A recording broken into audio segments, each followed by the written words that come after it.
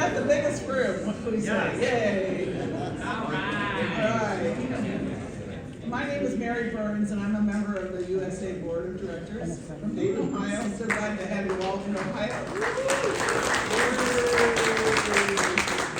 I have the distinct honor, having just met Jane, to introduce Jane.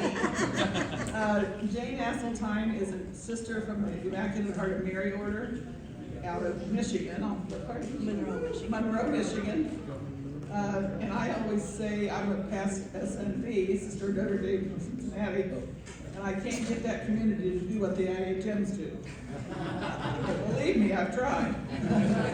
So I wanted to let you know about Jane a little bit. She's got a really nice, short, brief bio in the book, but she is very active in, pardon me, oh my goodness, I'm out of breath already. She has a master's degree in systematic theology and spirituality from the Catholic Theological Union in Chicago. And her master's thesis was titled Binary Beyond the Binary, Expanding the Understandings of the Imago Dei. So I think we're in for a real treat, and I'd say we're going to have the best workshop ever.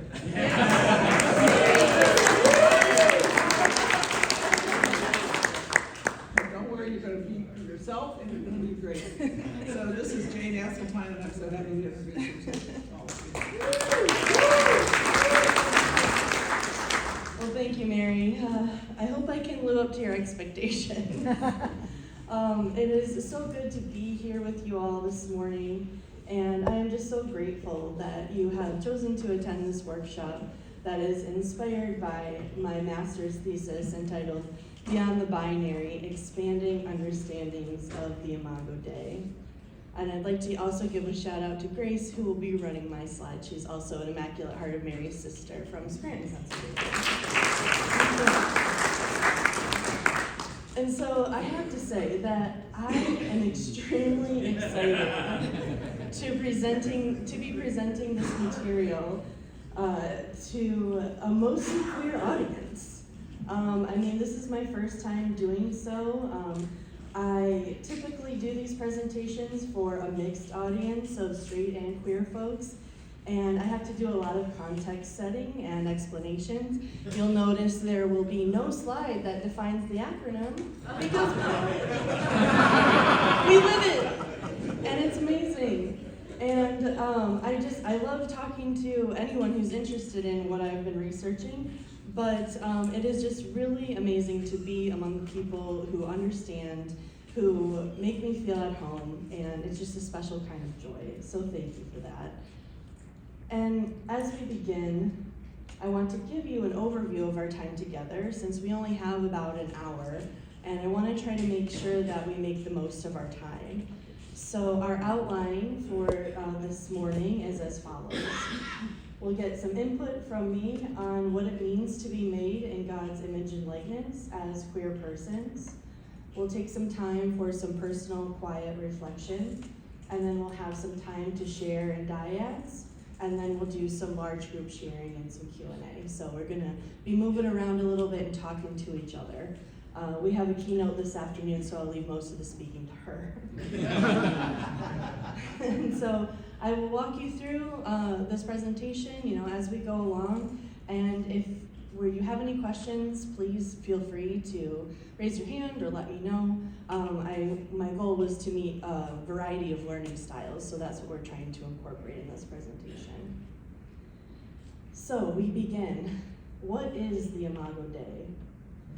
The Imago Dei is Latin for image of God, and it is a core belief in our Christian tradition.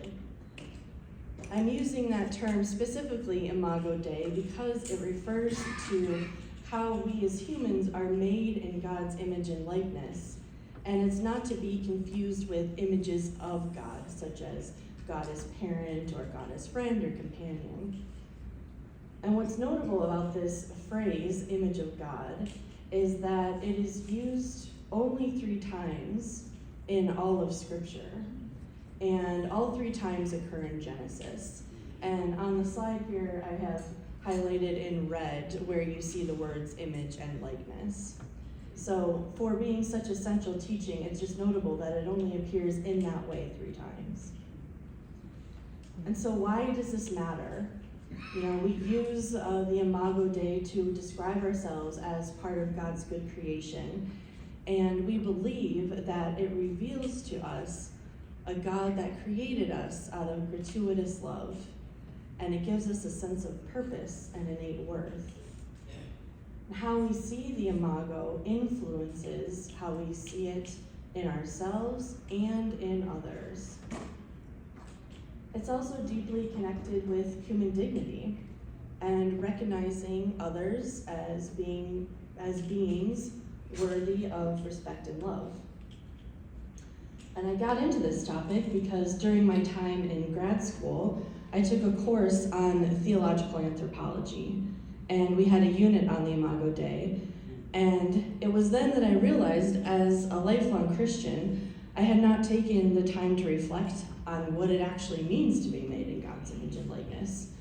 So my researcher brain kicked on, and many questions arose.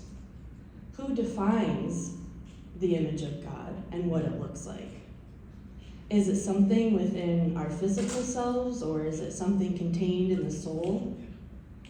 Is anyone excluded from bearing the image of God? And importantly, if we say the Imago is reflected in every person, why are some persons and groups treated with disrespect, violence, and are oppressed? So I took these questions and I decided to focus on how dominant narratives of heteropatriarchal norms have restricted the Imago's interpretation over the centuries, thus causing groups who fall outside of that norm to be marginalized. And in my research, I sought to develop a more inclusive understanding of the Imago, particularly concerning gender and sexual orientation. And to me, this work matters because such strict interpretations of the image of God, of the Imago, used in certain political discourse, has done so much harm to our community. And so, while the academic side of my inquiry is certainly important, the heart of my research is that of my own coming out journey while in grad school. I didn't fully come out until 2021, when I was 37. And now,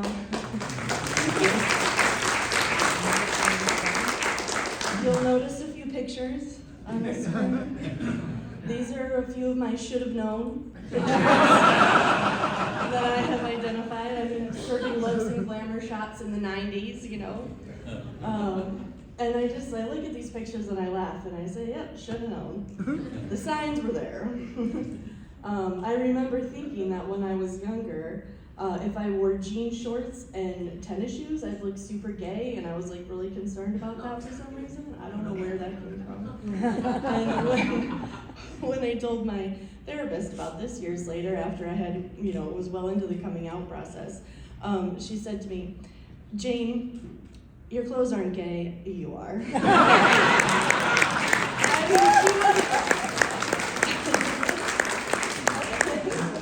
Yeah, thank God for a good therapist, right? But growing up as an evangelical Christian, now how I got from evangelical Christian to Catholic nun is a different presentation. Maybe come back next year, we can unpack that. But I certainly didn't have any queer representation. I had no idea it was gay. I only knew I felt different from others. And I did not understand why my friends were going boy crazy or why certain female friendships were really intense. So I masked my true feelings for most of my teenage and adult life, afraid of what was below the surface. The religious environment I was raised in did a number on my relationship with God. How could I be the thing I was told God hated? How could God make me like this?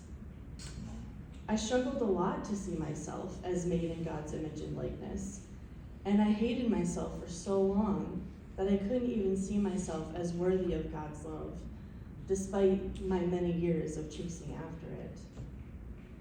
But a turning point finally came when I was able to come out to myself after entering religious life and going through the formation process. It was there that I realized pretty quickly that if I was going to live an integrated life, I needed to deal with my sexual orientation. And so after several years of being in therapy and in formation, I finally came out to myself. And my therapist, in our work together, helped me recognize the times in my life when I had actually fallen in love. I mean, at various points, I would have just classified some of these women as best friends, but like, totally best friends have a joint bank account, right? Like, just saying. Totally normal, right? Nothing more to say there. And I share my story with you because storytelling is how we get to know one another. It's how we get to see the many ways God's creativity weaves in and out of our lives, even when it's hard. And it's our stories that help shape our understanding of what it means to be made in God's image and likeness. My work centers the lives, experiences, and stories of queer persons. It's why I took up exploring the question of the Imago Dei through a queer lens, and particularly that of queer theology. Because queer theology disrupts the status quo and turns authority on its head. It says to the world, we're here, we're queer, get used to it, and that our lives are full and worthy of theological reflection. Snaps for us. Queering the Imago Dei helps push beyond the binaries of our thinking and frees us from those strict interpretations of the Imago that have long dominated theological discussions and reflections. Queering the Imago frees it from the confines of most historical theological discourse on the Imago, which was done by mostly white European men. And therefore, anyone that fell outside of that purview was deemed the exception and not the norm. And in a lot of conversations I have with people, we assume, heteronormativity in those reflections and in the lives of the theologians, although we don't know that for sure. But now, remember when we looked at Scripture, there were no descriptors of the Imago. Nothing says humans are made in the image and likeness of God, and the image looks like this. I would be out of a job if that was true. And so strict interpretations are actually not accurate, and nor are they helpful. So thankfully, feminist, Black, and queer theologians have shifted the discourse on the Imago in recent decades. Scholars such as Elizabeth Johnson, Sean Copeland, Michelle Gonzalez, and Patrick Chang, just to name a few, have argued that it was Jesus' humanness, not his maleness, that reflected the Imago Dei. And this shift in thinking takes into considerations the complexities of being human. And it pushes against the heteropatriarchal norms that previous interpretations have embraced. And one of the ways queer theology moves us toward more inclusivity is to look at the life and mission of Jesus through a queer lens. Patrick Chang, he's a Protestant theologian, queer. He uses the concept of queering in his work on Christology, and he offers us several models for looking at how Jesus pushed the boundaries of his own time and place. One of the models he suggests is the transgressive Christ. To be transgressive means to push moral or social boundaries. Chang suggests that Jesus pushes the boundaries of his time through his teaching and his actions. He says, the transgressive Christ can be understood as God's solidarity with the suffering of LGBT people and others who refuse to conform to the rules of the principalities and powers of this world. Jesus did not fit the expectations of a Jewish man of his time. He was unmarried and rejected in his hometown. And his actions blurred the lines between what was expected of him and what he lived out. Chang notes that these aspects of Jesus' life are reflected in queer Christologies, which challenge the notions of gender identity, sexual orientation, and biological sex. Jesus transgresses gender barriers by speaking with and befriending women, healing them, and performing acts typically associated with women, such as washing feet and spending time with children. Another model that Chang uses is the out Christ. As Christians, we believe that the fullness of God was and is revealed through the person of Jesus Christ. Chang suggests that one way of queering the revelation of God in Jesus is to talk about it in the vernacular of our queer community. In other words, he suggests using the coming out language to describe the revelation of God in Jesus. For example, we might say that God comes out in the person of Jesus.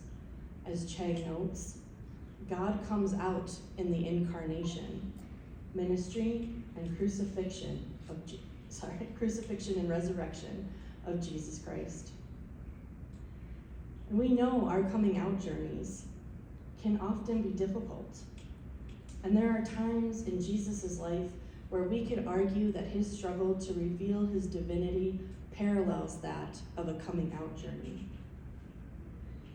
In the Messianic secret passages in Mark, we see Jesus perform miracles, but then he immediately tells those he heals not to say anything. Revealing his divinity was dangerous for him, much like many of us have felt on our own coming out journeys. Safety was never and is never guaranteed. Therefore, at times we may struggle to reveal our true selves. Another example of God in using this coming out language is God coming out in the Transfiguration. Jesus reveals his true self to his disciples, yet they still do not understand who he is. Thus, his divine identity still remains hidden from them. Think of your own life for a moment. Have there been times when you tried to come out to someone and they just didn't get it? I know I have. What does it feel like to relate your experiences to Jesus's?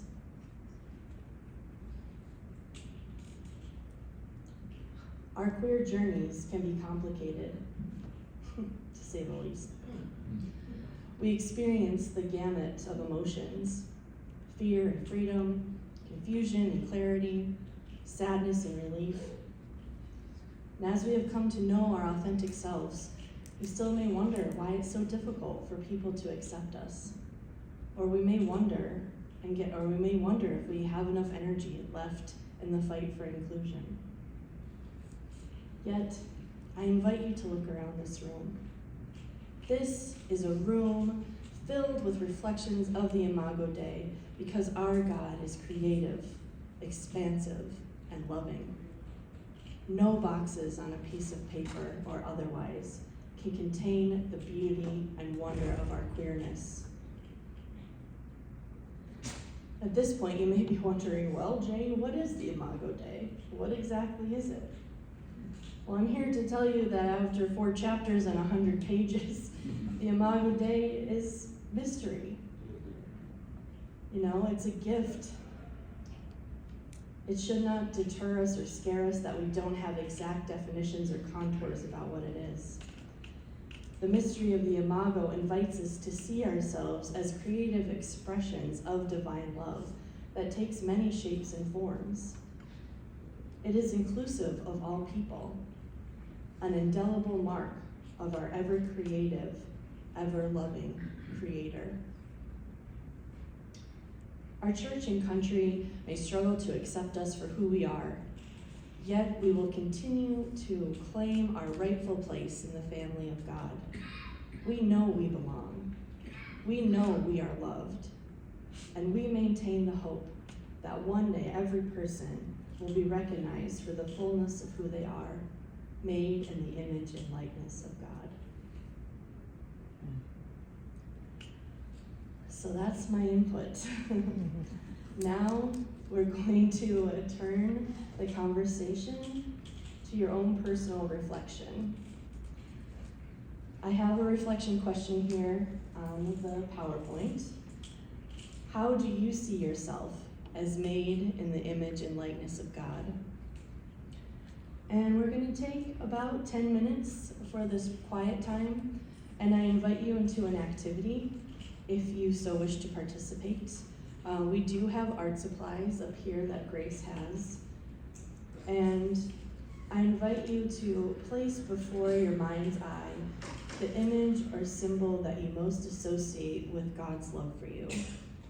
A symbol of who you are in God's eyes as a reflection of the Imago Dei, your complete, true, authentic, holy self. And focus on this image and hold it gently in your mind and heart. God is calling you to be in this loving embrace. So if you don't want to draw this, if you want to sit quietly and meditate on what this means to you, feel free to do that. If you want to write something, if you want to journal, it's up to you how you engage this part. And then I'm going to leave this up here so you have a reference if you need it. And then after about 10 minutes, I'll call you back and we'll have some conversation in pairs about what arose for you during this time. Does anyone have any questions? Any clarification? You good? Okay, excellent. I will call you back at about 9:30.